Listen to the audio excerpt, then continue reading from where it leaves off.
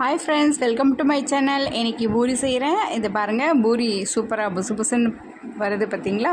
இது அமுங்காமல் அப்படியே இருக்கணுமா கொஞ்ச நேரம். அதுக்கு என்ன ட்ரிக்குன்னா, ஒரு 2 ஸ்பூன் ரவை, கோதுமை மாவு கூட 2 ஸ்பூன் ரவை, 2 ஸ்பூன் பச்சரிசி மாவு, 1 ஸ்பூன் சுகர் போட்டுக்கோங்க. போட்டுட்டு தேவையான அளவு உப்பு போட்டு பிசைஞ்சு நீங்கள் இந்த மாதிரி பூரி சுட்டு எடுத்திங்கன்னா